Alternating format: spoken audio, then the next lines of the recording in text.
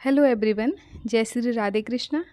कैसे हैं आप सभी? उम्मीद करती हूँ कि आप सब बहुत अच्छे होंगे और आप सबकी तैयारी भी बहुत अच्छे से चल रही होगी। तो जो स्टूडेंट मेरे साथ पहले जुड़े हुए हैं उनको पता है कि हमने रीट मीन्स 2026 के लिए डेली स्टडी प्लान के अकॉर्डिंग शेड्यूल की शुरुआत करी है और जिसका हम फर्स्ट शेड्यूल पहले ही देख चुके हैं। आज हम सेकेंड शेड्यूल देखेंगे। तो सेकंड शेड्यूल शुरू करने से पहले ही मुझे आपसे कुछ बात करनी है।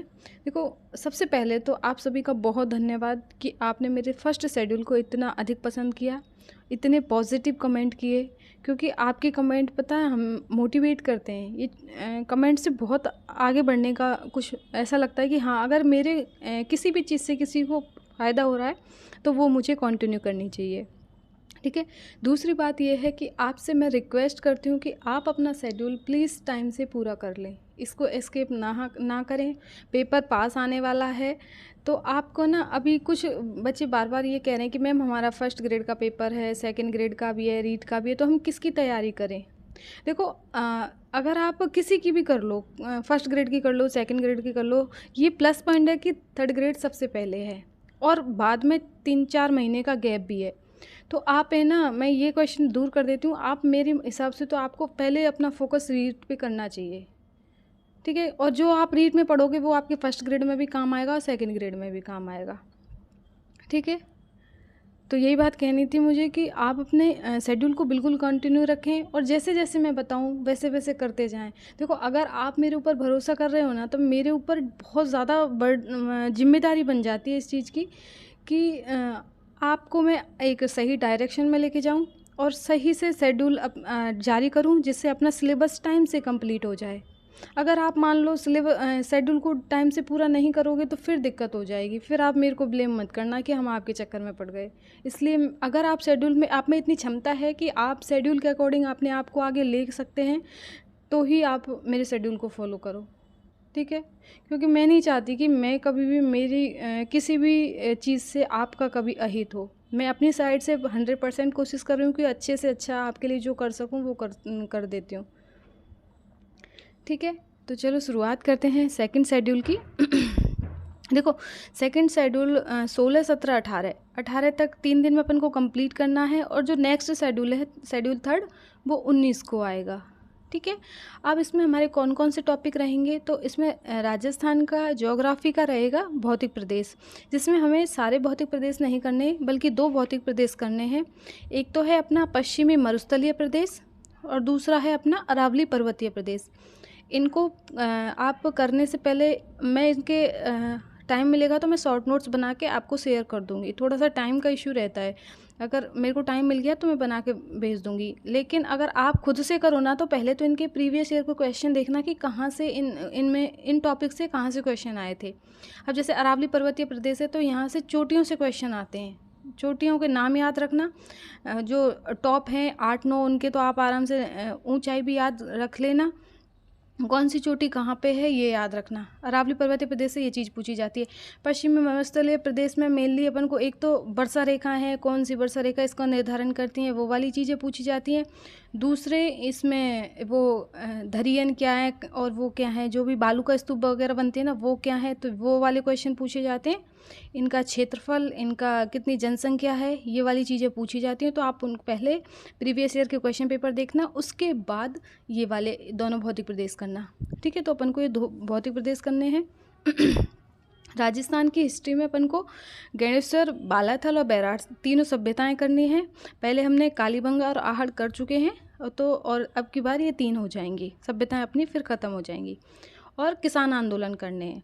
तो देखो, बिजोलिया किसान आंदोलन कर लेना शायद, ठीक है। बेंगू को छोड़ दो क्योंकि थोड़ा ज़्यादा बड़ा हो जाएगा।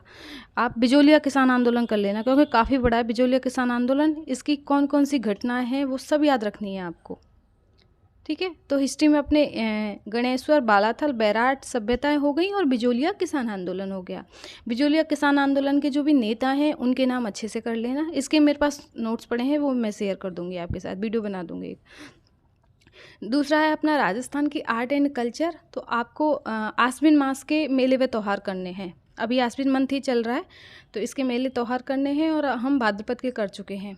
और राजस्थान के लोकगीत करने हैं, ठीक है। लोकगीतों में सबसे पहले वो देखना कि ये पूछे जाते हैं कि हाड़ौती के कौन सा है, और अपने इसमें मारवाड़ के कौन से हैं, मेवाड़ के कौन से हैं, तो वो वाली चीज़ें ज़्यादा देखना। ठीक है। और नेक्स्ट बात करें राजस्थानी साहित्य की, तो राजस्थानी साहित्य में आपको पैनोरमा के आगे के 3 पेज करने हैं, यानी कि अपन ने ना 288 से शुरू किए थे, तो 288 से 239 तक आपको कर लेने हैं। ठीक है, ये कर लेने हैं और इनके नोट्स बना लेने हैं। और जिनके पास पैनोरमा नहीं है उनको मैं टेलीग्राम पे भेज दूँगी, कुछ हो जाएगा तो मेरे से।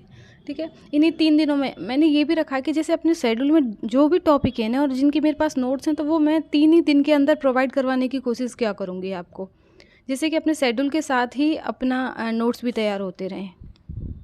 ठीक है, नेक्स्ट है राजस्थान के सामान्य ज्ञान में हमें राजस्थान के अनुसंधान केंद्र करने हैं और 2 फ्लैगशिप योजनाएं करनी है। पहले 2 फ्लैगशिप योजनाएं करी थी और अब 2। अगली बार से मैं इनके नाम इंक्लूड कर दिया करूँगी कि जिससे अपन के अच्छा सूटेबल रहेगा अपन को आगे के लिए। ठीक है, क्योंकि जैसे कभी मान लो अपने टेस्ट वगैरह करेंगे, मॉक टेस्ट वगैरह, तो उसमें अपन को हेल्प मिल जाएगी कि हाँ ये वाली फ्लैगशिप योजनाएं अपनी हो चुकी हैं और ये बची हुई हैं। तो मैं जितनी भी फ्लैगशिप योजना है उनके नाम लिख के और फिर अपन को जैसे ये वाली अभी करनी है, ये वाली तब करनी है, वो आपके को बताती रहूँगी। ठीक है, नेक्स्ट है अपना एजुकेशन मैनेजमेंट। तो एजुकेशन मैनेजमेंट में आपको RTE 2009 ही करना है। पिछली बार भी यही दिया था और अब की बार भी यही करना है, क्योंकि और इसका बहुत अच्छे से रिवीजन करना है। इसकी जितनी भी धाराएं उनको अच्छे से याद कर लेना है। धाराएं मेरे को ट्रिक से याद हैं, तो मैं एक वीडियो बना दूंगी, मेरे को टाइम मिल जाएगा तो कल तक या फिर आज शाम तक, जैसे भी मिलेगा। धाराओं को वैसे मत रटना, वैसे याद नहीं होंगी उनको। कोशिश करना कि जितने से जितना को रिलेट करके पढ़ो या फिर ट्रिक लगा के याद हो जाए वो आपको। ठीक है, तो वो एक लॉन्ग टर्म के लिए आपकी मेमोरी में रहेंगी, क्योंकि धाराओं से हमेशा 1 या 2 क्वेश्चन जरूर आते हैं हर एग्ज़ाम में। ठीक है, अब बात करें साइकोलॉजी की, तो साइकोलॉजी में अपना टॉपिक है वंशानुक्रम एवं वातावरण, ये टॉपिक है। और अपने ग्रोथ और डेवलपमेंट जो टॉपिक किया है ना हमने, उसके PYQ निकालने हैं आपको। ठीक है, और वंशानुक्रम और वातावरण में आपको बहुत ज़्यादा चीज़ें नहीं पढ़नी, बहुत ऐसे पहले PYQ देख लेना, उसके बाद ही पढ़ना कि कहाँ से बार बार क्वेश्चन पूछे जा रहे हैं। ठीक है, अब नेक्स्ट है अपना करंट अफेयर्स। तो करंट अफेयर्स में देखो अपन है ना 6 महीने की करंट अफेयर ही पढ़ेंगे, क्योंकि फर्स्ट ग्रेड का एग्जाम दिया था मैंने, उसमें वो 6 महीने की ही करंट अफेयर पूछी जाती है, 1 साल की कोई ज़रूरत नहीं है। तो वैसे तो ना अब अगर अपने फर्स्ट ग्रेड में तो वो वाली जो इंटरनेशनल क्रोनोलॉजी वाली बुक आती है ना, वो बेस्ट है। लेकिन अभी रीट के लिए तो केवल राजस्थान का ही पूछा है, राजस्थान की क्रोनोलॉजी आएगी। तो इसके लिए जो क्रोनोलॉजी है ना अगस्त मंथ की, उसका राजस्थान वाला सेक्शन तैयार कर लेना हो सके तो। अगर मान लो आपके पास क्रोनोलॉजी नहीं है तो आपको जुलाई मंथ की जो क्रोनोलॉजी है ना, वो मैं 20 सितंबर तक नोट शेयर कर दूंगी उसके आपके साथ, किसी अच्छी सी, मेरे हैंड रिटन नोट्स हैं, थोड़ी उनमें अभी बचे हुए हैं, तो 20 तक कंप्लीट हो जाएंगे वो, फिर मैं आपके साथ शेयर कर दूंगी। तो करंट भी अपन साथ लेके चलेंगे, जिससे कि बाद के लिए अपन को कुछ छोड़ना नहीं है। और दूसरी बात ये है कि आपको प्लीज़ शेड्यूल टाइम से पूरा कर लेना है और नोट्स बनाते रहना है, कोई भी चीज़ आपको पीछे नहीं छोड़नी है। क्योंकि देखो आपकी तरह मैं भी तैयारी कर रही हूँ, हालांकि ये बात अलग है कि चलो छोड़ो उसको तो, ठीक है।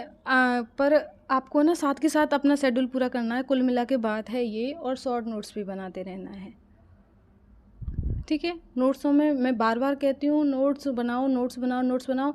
ये नोट्स और जो मैं आपको नोट्स बना के दे रही हूँ ना, वो आपके केवल है ना इसमें रीट में, इनको इतने हल्के में लेना मत कि वो रीट ही रीट के लिए हैं। वो आपके first grade, second grade, third grade और जितने भी एग्ज़ाम है ना राजस्थान के, उन सब में काम आने वाले हैं। जिस दिन जब आपके पास वो प्रॉपर तैयार हो जाएंगे ना, फिर आप देखना, आप मुझे दुआ दोगे सच में। उसी दिन देखेंगे कि दुआ दोगे कि बद्दुआ, पर जितना मैं जानती हूँ ना, आप दुआ दोगे कि हाँ मैम ने कितने अच्छे नोट्स बना के दिए हैं। ठीक है, तो इतना ही, अपना टाइम से शेड्यूल पूरा करें और कंटिन्यूटी बना के रखें अपनी पढ़ाई में। अभी कुछ लोग कहेंगे कि मैम डिस्ट्रैक्ट हो रहे हैं, अभी हमें प्रॉपर टाइम नहीं मिल पा रहा है। यहाँ से आगे देखो, टाइम यहाँ से आगे जाएगा ही। अक्टूबर में इतने सारे त्यौहार हैं, तो टाइम बहुत ख़राब हो जाएगा। और बेरोज़गार का जब तक नौकरी नहीं है ना, कोई त्यौहार ही नहीं है। सही में बात तो ये है कि अपन त्यौहार मनाते हैं और अपना ध्यान तो पढ़ाई पे रखा रहता है, इसलिए एक बार पढ़ाई कर लेते हैं अच्छे, फिर आराम से बैठ के त्यौहार मनाएंगे। तो आपको मेरा रिक्वेस्ट यही है कि शेड्यूल टाइम से पूरा करें। अगर शेड्यूल आप टाइम से पूरा करेंगे तो ये दावा मेरा है कि आपको सफलता तक, आप सब्जेक्ट तैयार रखना, जीके मैं करवा दूँगी आपका, गारंटेड, 100% गारंटी लेके दे रही हूँ। पर आप प्लीज़ शेड्यूल पूरा करना। पढ़ोगे तो आप, मैं बस आपको बता सकती हूँ रास्ता, पर पढ़ना आप ही को है। ठीक है।